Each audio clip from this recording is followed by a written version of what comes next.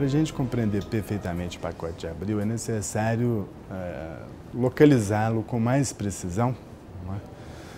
No ambiente político do período. O Geisel, quando assumiu, já assumiu num contexto de um revés político muito forte. Foram os resultados das eleições de 1964, nas quais o MDB fez 16 das 22 cadeiras do Senado que estavam em disputa.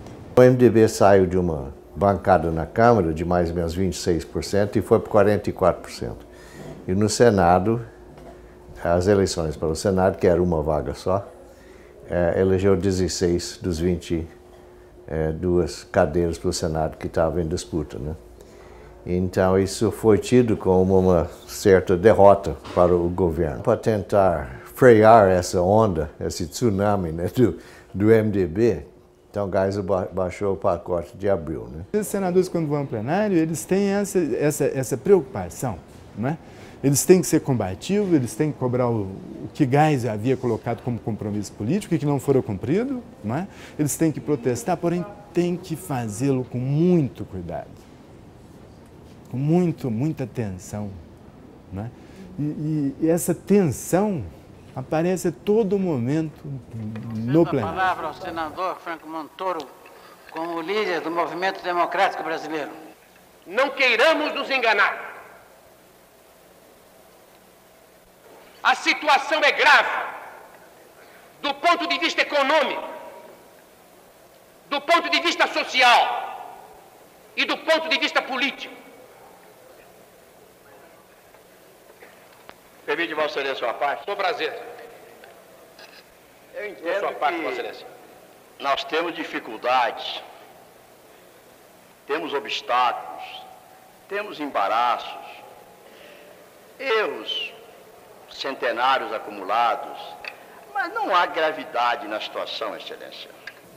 O país tem a sua ordem jurídica, tem o seu Estado de Direito, é um regime democrático. Agora, nominalmente, em termos práticos, não temos regime de exceção.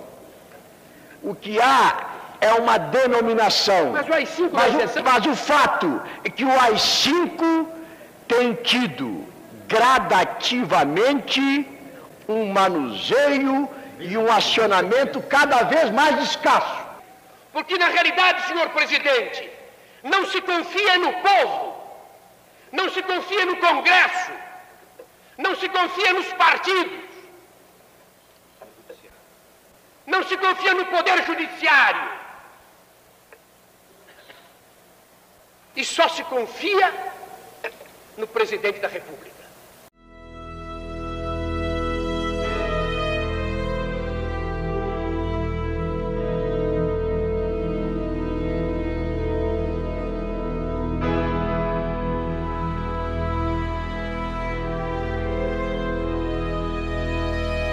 O pretexto para editar o pacote era que a Câmara tinha rejeitado uma medida do governo para alguma reforma ou modificação no judiciário. Então esse foi o pretexto, né?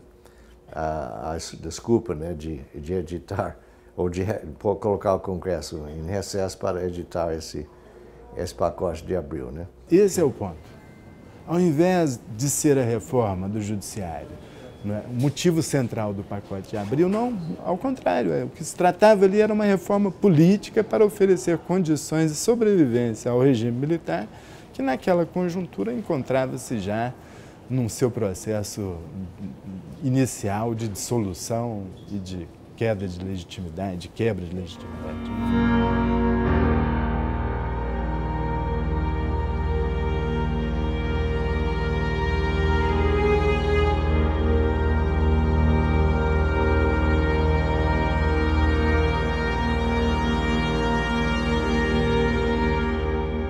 Forma irônica das pessoas se referirem, né, tomando como metáfora um seriado famoso que existia na época, um de 6 milhões de dólares. Né? Naturalmente, o que o caracterizava é que ele era tipo um Frankenstein, né? Uma figura montada a partir de vários pedaços. Né? O senador biônico tinha exatamente essa característica. E também tinha o Homem dos 10 milhões de dólares também, tinha duas séries. Né? Mas a Mulher Biônica deu apelido para o senador biônico. As charges do período sobre o senador biônico são terríveis, né? Porque mostra quase sempre a figura, né, de um robô, uma criatura composta, assim, indefinida, né, criada pela ditadura como um artifício político para interferir diretamente na vida legislativa.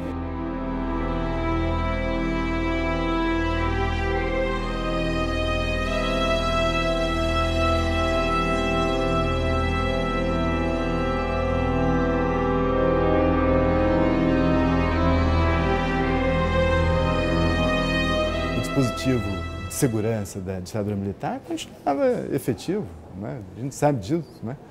E a permanência do porão do regime, que era exatamente o funcionamento, né, daquelas estruturas paramilitares que tornavam possível o controle da vida política pelo submundo, pelo porão, né? Obviamente, né, era essa engrenagem do regime que arrepiava e trazia medo das pessoas, né?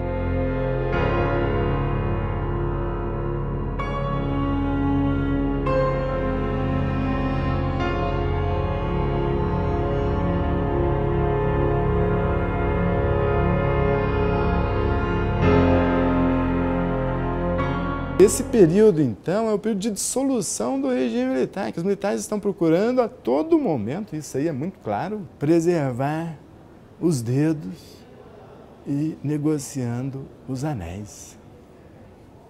Sabe? Por decoro, por constrangimento patriótico, recuso-me a analisar o amontoado de medidas casuisticamente casuístas embrulhadas no pacote de abril.